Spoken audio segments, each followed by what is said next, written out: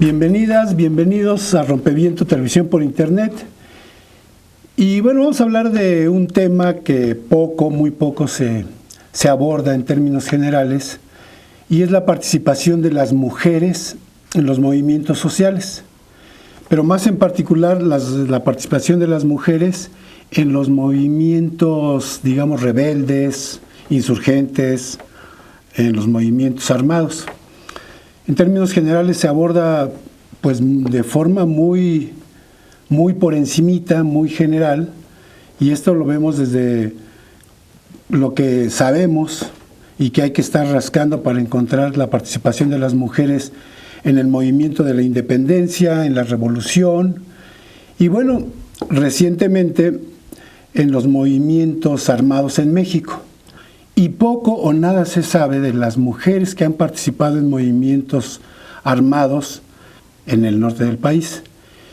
Y bueno, para eso hemos invitado a una historiadora a la cual le damos la bienvenida. Ella viene de Chihuahua y le vamos a pedir que, Nitia, tú te presentes. Ok, pues muchas gracias primero que nada por la invitación. Sí. Pues sí, soy historiadora, mi nombre es Nitia Castorena Sáenz. Y uno de los temas que más he trabajado en mi investigación es la participación de las mujeres en los grupos armados en Chihuahua específicamente, que como ya sabes, Chihuahua es el espacio donde surgen los movimientos armados de la segunda mitad del siglo XX, ¿no? Es precisamente con el asalto al cuartel de Madera en 1965, que ahí es donde empiezo yo mi trabajo, y pues analizo entonces al Grupo Popular Guerrillero, que es el que lleva a cabo este asalto, al Grupo Popular Guerrillero Arturo Gamis, que es un grupo que resurge después con sobrevivientes de Madera y que fenece completamente en otoño del 68 en la sierra en Chihuahua, en Tezopaco, el movimiento 23 de septiembre, el movimiento de acción revolucionaria que tenía células trabajando allá en Chihuahua, y finalmente el grupo N o los Guajiros, ¿no? Que no tuvieron nunca un nombre así como tal. Que se ubica mucho como el grupo de Diego Lucero. Así es, así es. Muy bien. ¿Qué te lleva a ti a estudiar, a meterte a investigar la participación de las mujeres concretamente ahí en estos grupos en Chihuahua? Fíjate que desde que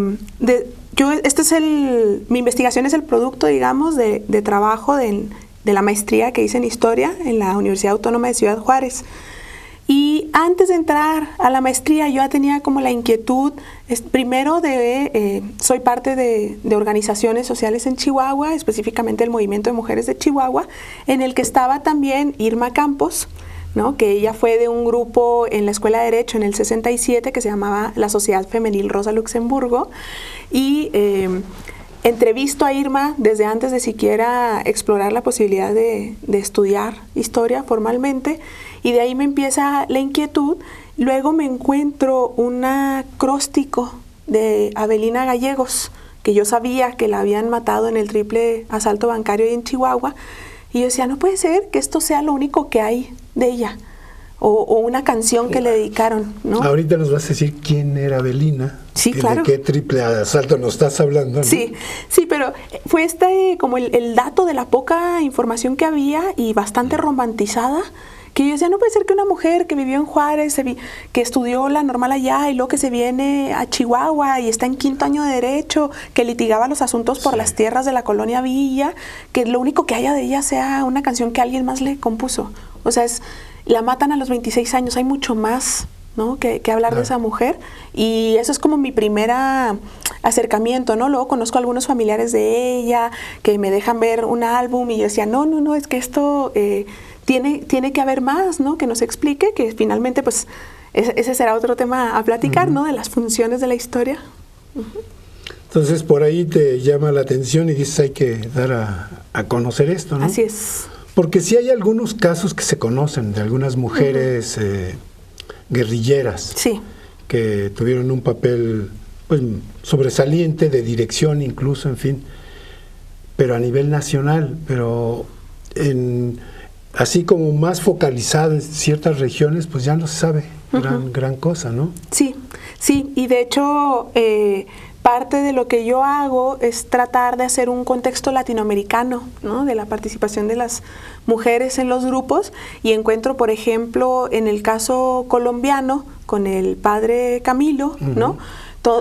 Dentro de los principios que ellos tenían en las Fuerzas de Liberación Nacional, era el de la igualdad. O sea, cuando ellos fijan sus objetivos, uno de ellos es la igualdad entre hombres y mujeres. Y yo no he encontrado, no puedo decir que es el único, ¿no? Pero no he encontrado otro que tenga así en sus planteamientos esto, que lo esté buscando, pero obviamente había una influencia de todos los años que él estuvo en Francia, por ejemplo, ¿no?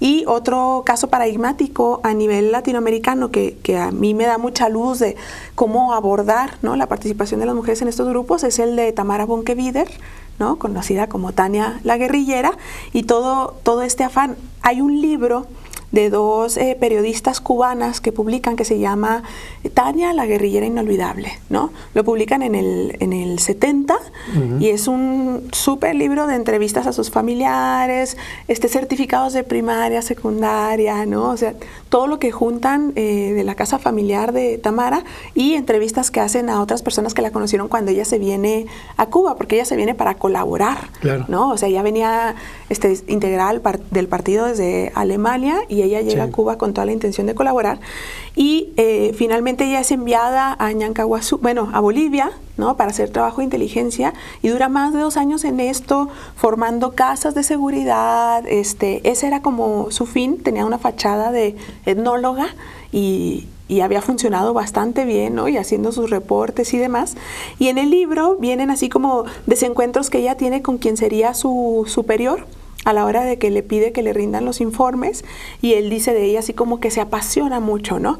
Pero cuando él mismo reconstruye la situación, pues obviamente él la estaba como sometiendo, ¿no?, bajo su jerarquía, y ella, claro, ya pues con todas las tablas de todo lo que llevaba trabajando, pues, ¿no?, repele ese ejercicio de poder, y él dice, bueno, ya, compañera, ¿no?, como cálmese y demás.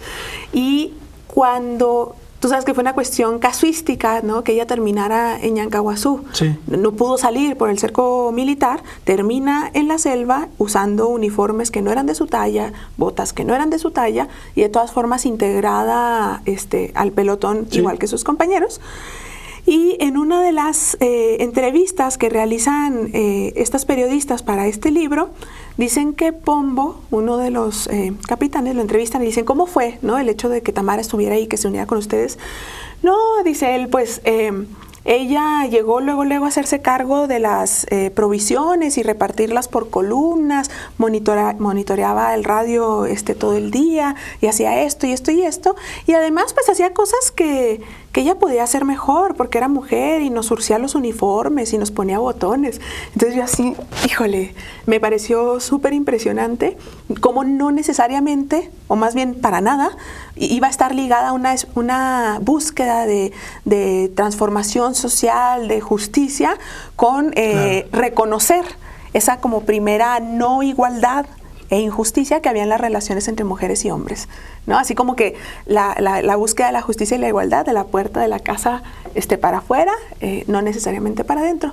Entonces es parte del marco, ¿no?, teórico y antecedentes que yo uso para abordar a estos grupos en Chihuahua. Sí, porque obviamente las mujeres que se incorporan a estos grupos, pues se van a incorporar a grupos mayoritariamente masculinos, y donde, pues no voy a decir mayoritariamente, sino absolutamente los hombres, con una formación machista, que seguramente las mujeres tuvieron que pues abrirse camino, independientemente que los hombres fueran muy de izquierda y revolucionarios, para ganarse un lugar.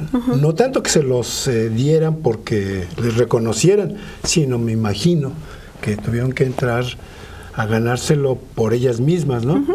En este marco teórico, obviamente desde una perspectiva de género, me imagino, tú desde ahí empezaste a rascar y a reconstruir estas historias. Sí, que ahí una de las observaciones que me hacían durante mi trabajo de investigación, y que agradezco, era como esta cuestión anacrónica de que no vas a encontrar feministas entre los integrantes de los grupos armados, porque y yo misma lo digo, no estoy buscándolos, o sea, no son extraterrestres que llegaron de repente, son hombres de su tiempo que estuvieron formados así, igual ellas. A mí que me interesa entonces reconstruir estas operaciones de resistencia, ¿no? Porque una de las cuestiones alrededor de la idea de poder es que pensamos que el poder se ejerce completamente en vertical, y no, siempre va a haber un ángulo, y ese ángulo lo da quien está abajo, ¿no? Las formas en que resiste.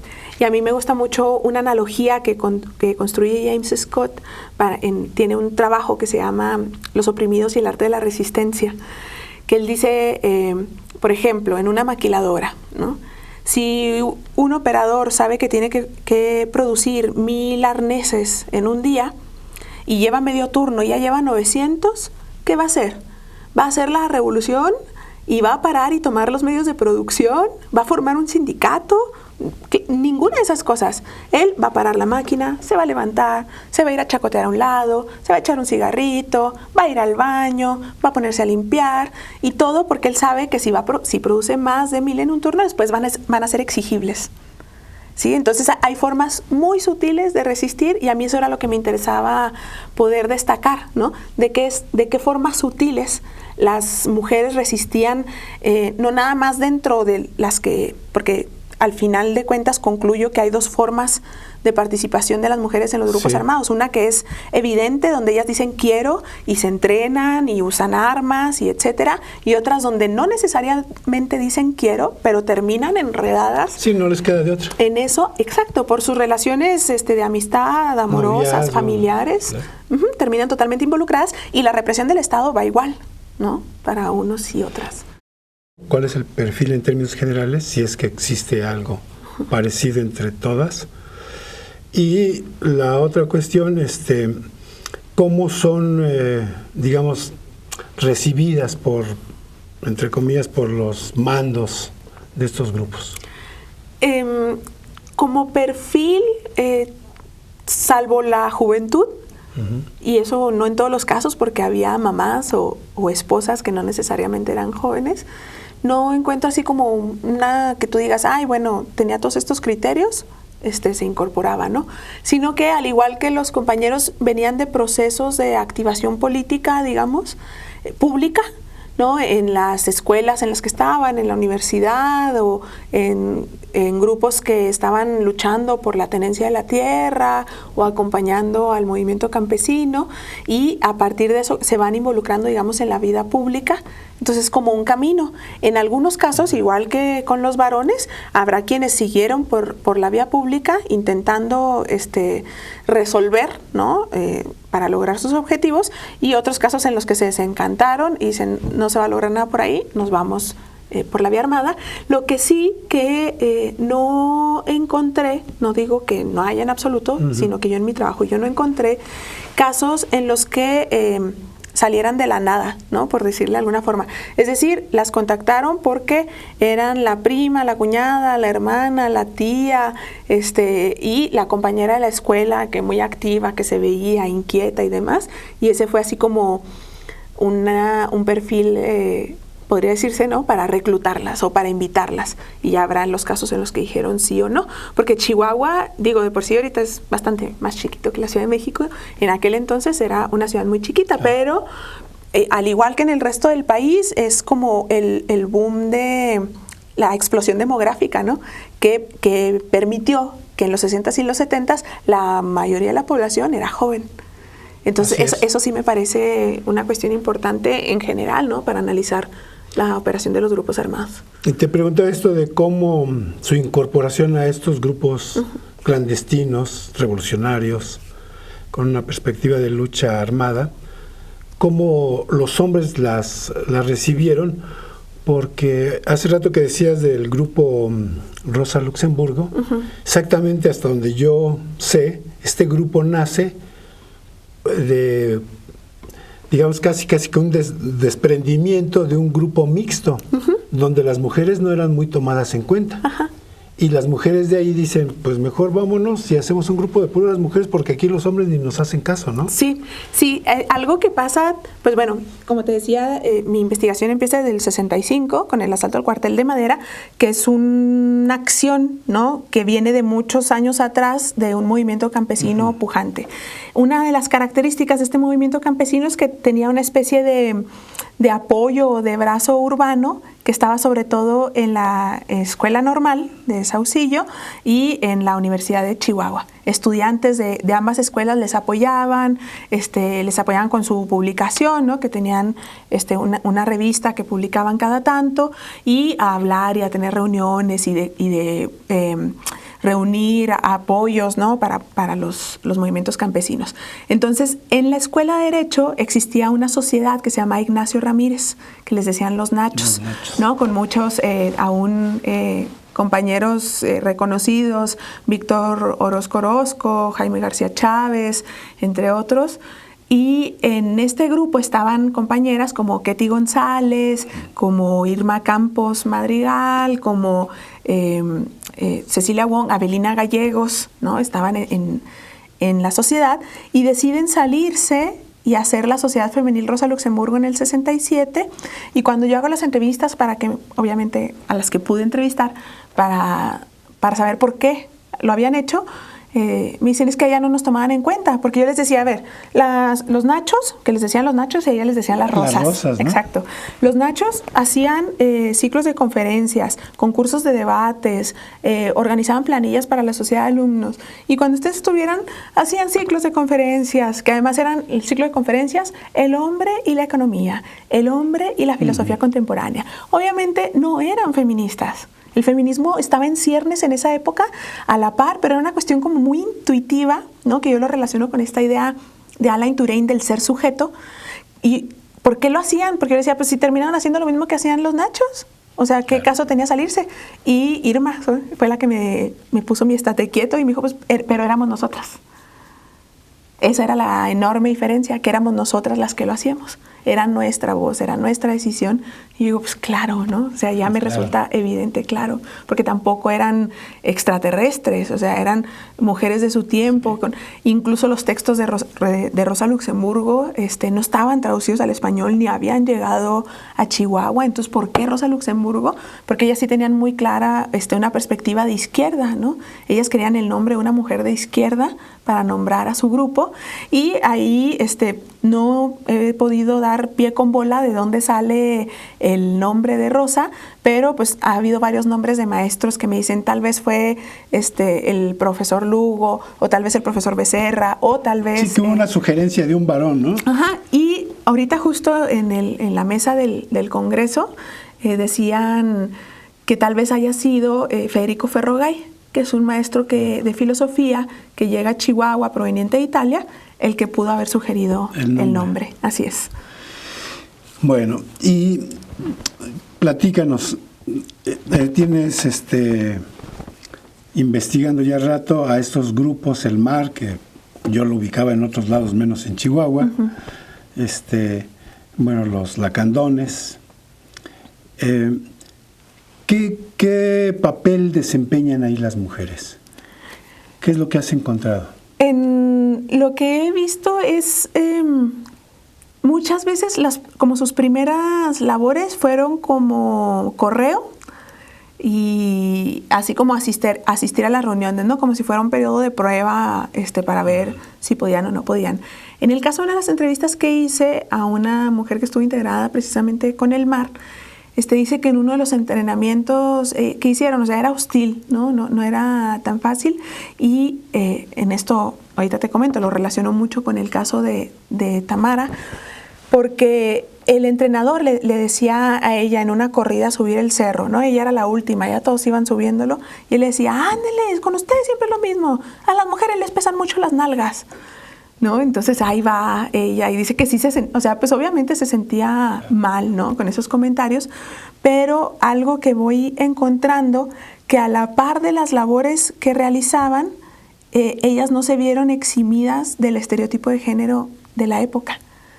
Como en el caso de Tamara Bunkevider, con todo esto que dice Pombo de ella, ¿no?, que hacía todo en Ñancahuazú, y aparte, surcir los uniformes. Claro. O sea, es como si eras mujer y te incorporabas en la guerrilla, tenías que seguir cumpliendo con el estereotipo de ser mujer, además de las actividades propias de la guerrilla. Y todo te tenía que salir bien, ¿no? Porque toda esta idea del hombre nuevo y demás, ¿no?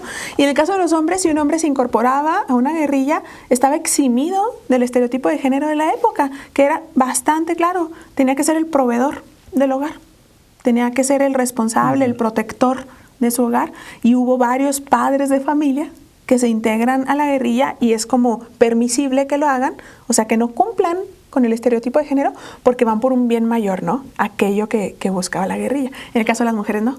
Todo. Van todo, por el bien mayor, pero también... No sueltes eso porque hay de ti, ¿no? El juicio. Claro. Entonces, y hubo mujeres integradas a los grupos armados con posiciones bastante estratégicas, incluso de provisión de armas, ¿no? Para los tan mentados buzones, ¿no? Que había, como Avelina Gallegos. Platícanos de ella, porque ella, dentro de las mujeres guerrilleras, sobresale su nombre y, bueno, en Chihuahua con mayor razón, ¿no? Sí, yo creo que sí, afortunadamente se conoce, ¿no?, el nombre, pero eso es justo, te digo, de las cosas que me llevaba a investigar, y es como parte también del pendiente, ¿no?, que tenemos en la investigación histórica, que aunque sea reconstrucción del pasado desde una perspectiva de izquierda, no es muy difícil que ciertos actores se alejen de esta historia romantizada de la historia política, que se basa en actores principales. Entonces, todo es un nombre, claro, y todo lo demás alrededor se desvanece, ¿no? Como si el hombre opacara todo. Sí. Y no, en la realidad no es así. Esa es la historia social, ¿no? Cómo jalas a estos sujetos marginales hacia el centro para que se vuelvan el centro de la reconstrucción histórica, que ese fue de mis retos, porque las mujeres, ¿no?, en esta idea romantizada, te digo, de la historia política, va a contar, ¿no?, y bastante positivista, lo que está en los archivos. Y si no están los archivos, no existe. Afortunadamente tenemos la historia oral, ¿no?, que es uno de los como disciplinas más fuertes en las que yo me baso para mi trabajo, y es a través de entrevistas que voy cruzando, ¿no? También eso es algo que me parece muy importante, sobre todo en el análisis de los grupos armados, no nada más de Chihuahua, de todo el país, del continente. Esto no sé muy bien qué adjetivo ponerle, pero esta idea de la búsqueda de la verdad. ¿La verdad de quién? Claro. No, o sea, que eso es algo tan superado también, yo siento, en la teoría histórica, y que todavía veo textos de gente que está buscando la verdad, y yo digo, es que no hay una verdad. No hay una verdad, son procesos. Claro. Y eso, la historia de las mujeres, la historia social nos permite verlo como procesos. O sea, ¿de qué forma? O sea, ¿qué impactos tuvo en las subjetividades de ellas o en la vida después en ellas de haber estado involucradas en estos grupos, ¿no? Porque lo que yo hago es, a través de estos grupos que ya he mencionado, voy tratando de reconstruir el proceso, pero además integrar en ¿no?, que eso es algo que es como el reto de la historia de las mujeres, y ahí retomo esta idea de Virginia Woolf, que decía, a ver, para escribir una historia que no esté centrada exclusivamente en los hombres, ¿le vamos a agregar un apartado que diga mujeres? ¿O vamos a tener que volver a escribir la historia completa haciendo como si sí existieran las mujeres? Que eso es lo que ha pasado muchos años con la historia de los grupos armados, ¿no? Que se escribe como si las mujeres no existieran y no pudieron no existir. Entonces lo que trato yo de sacar, ¿no?, a la luz es en qué forma se vieron relacionadas con esto. Y pues bueno, hay casos, ¿no?, paradigmáticos en estos grupos, y uno específicamente es el de Avelina Gallegos, ¿no?, de todo este proceso de líder, porque ella finalmente era la comandante del núcleo estatal en Chihuahua. Ella, ¿no? Y desvanecerla en una canción totalmente romantizada es como, no puede ser, pues si ve todo lo que hizo, no dejas que emerja. Ella pertenecía al grupo N. Uh-huh. Y resulta, ¿no? Bueno, no, obviamente ambos perecieron en los eventos del triple asalto bancario, Diego y ella. No puedo saber con certeza, ¿no?, cómo ella... Diego era el líder, ¿no? Diego era el líder, pero Diego era parte, o sea, Diego y otros más estaban formando algo que ellos llamaban Comando Central, ¿no? Que yo siento que es como el antecedente inmediato de la Liga Comunista 23 de septiembre, un afán de hacer una organización nacional, ¿verdad? Sí, exacto, de la guerrilla. Un día antes del 15 de enero del 72, que es cuando ocurre esta triple asalto bancario en Chihuahua, hay un triple asalto bancario en Monterrey, ¿no? Que era parte de esta misma organización. Y resulta que Avelina era prima hermana de Lourdes Estrada, la esposa de Diego Lucero. Entonces, y llegaron a vivir juntos, ¿no? En algún tiempo, o sea, más bien Avelina vivía con ellos en Chihuahua, porque Avelina era de Juárez. Durante los años que estuvo en Chihuahua, en algún momento vivió con Lourdes y con Diego, y a mí todo me sugiere, Lourdes está de acuerdo en que se conocieron por los lazos familiares, claro, ¿no? Y ya después Diego fue parte de la sociedad de alumnos en la Escuela de Ingeniería de la Universidad de Chihuahua, al tiempo que Avelina estaba estudiando en Derecho y era de Las Rosas, ¿no? También. Y pues eran escuelas vecinas ahí en la universidad. ¿Y ella llega a ser comandante? Ella llega a ser comandante y parte, digamos, como de lo que yo siento que fue una cuestión muy estratégica, ¿no? De invitarla a ella, era el conocimiento que ella tenía, digamos, de los usos y costumbres en la frontera, ¿no? Porque, pues, ¿de dónde provenían las armas? ¿No? Que uno de los grupos se le conoce como Grupo N, y Diego Lucero Estrada, el hijo de Diego Lucero, publica un libro que se llama Los Guajiros, que supuestamente es el mote, ¿no? Que le tenía Lucio Cabañas a Diego y a la gente, ¿no? Porque, ¿cómo se conocían? Pues por la provisión de armas. Ahora, hay otras mujeres que de una u otra forma, aunque no quieran, se ven inmersas en estos movimientos. Sí. Y son las hermanas, la novia, la tía, la mamá, la hija, ¿no? Y de estos casos, ¿cuáles son? Esto lo podemos encontrar sobre todo en el Grupo Popular Guerrillero. Sí, sí, sobre todo en y las hijas, ¿no? Que en este caso entran las hijas también, porque en el Grupo Popular Guerrillero, por su propia naturaleza de venir, ¿no? De un movimiento campesino, había pues varios hombres adultos ya con familia. Entonces, cuando pues matan a los que matan ese 23 de septiembre, huyen algunos, otros no alcanzaron a llegar al mismo asalto, pero luego digamos que la mirada del Estado se vuelca sobre los familiares que estaban ahí. Sobre todo en uno de los casos en los que yo me centro es en el de la familia de Salvador Gaitán, que se queda su esposa con sus hijos ahí. La hija mayor tiene en ese momento 11 años, ¿sí? Y pues no está su papá ahí, no está su proveedor, el ejército lo anda buscando. A la mamá se la llevan varias veces al cuartel militar para entrevistarla, y una de las cosas que ella responde, que esto es importante decirlo, yo no alcanzo a entrevistar a mucha gente que para cuando yo empiezo con el trabajo ya habían fallecido, pero pues aprovecho y soy beneficiaria de la gentileza que tuvo Carlos Montemayor con donar todo el archivo de entrevistas que él hizo a colecciones especiales de la UACJ, y utilizo parte de las entrevistas que él hizo, que finalmente quedan en 2 novelas de él, ¿no? Las armas del alba y las mujeres del alba. Que es directamente de estas mujeres. Ajá, que justo es un reclamo de la hija de Pablo Gómez Ramírez, ¿no? De Alma Gómez Caballero, que le dice a Carlos, oye, pues qué padre te quedaron las armas del alba, pero ¿y las mujeres qué? Y es que hacen como si no existiéramos, como si no hubiéramos estado ahí. Entonces utilizo este material y pues es una niña de 11 años que empieza a narrar todo lo que ella va viendo, cómo a su mamá se la llevan al cuartel en varias ocasiones. Ellas recibían un desayuno del DIF municipal en madera, así es como la señora podía seguir alimentando a sus hijos e hijas. Luego se los cortan, que porque ya no tienen permiso de darles específicamente a esa familia el desayuno. Entonces ella empieza a pedir fiado en la tienda del pueblito, y en cierto momento el dueño de la tienda le dice con mucha pena que del cuartel le prohibieron seguirle fiando. Entonces ella ya no tiene entrada de dinero. De alguna forma logran organizarse para en un rancho cercano ir y contactarse con Salvador, y Salvador les dice váyanse a México, ¿no? Pero nada más les dice váyanse a México. Entonces ellas tienen que resolver cómo irse, porque todavía tenían que irse en algún modo en que no las siguieran, entonces toman el tren como si fueran a Sonora, luego ahí agarran otro a Chihuahua, luego ahí agarran otro a México, y ahí empiezan una serie de, pues ahora sí que campamento gitano, ¿no? Viviendo en un albur, y Luz María termina trabajando, limpiando casas y planchando ropa ajena para mantener a su mamá y a sus hermanos, porque su papá eventualmente iba, pero luego él se regresaba a sus labores de guerrillero, y la manutención pues ahí quedaba, ¿no? Bueno, se nos va el tiempo volando.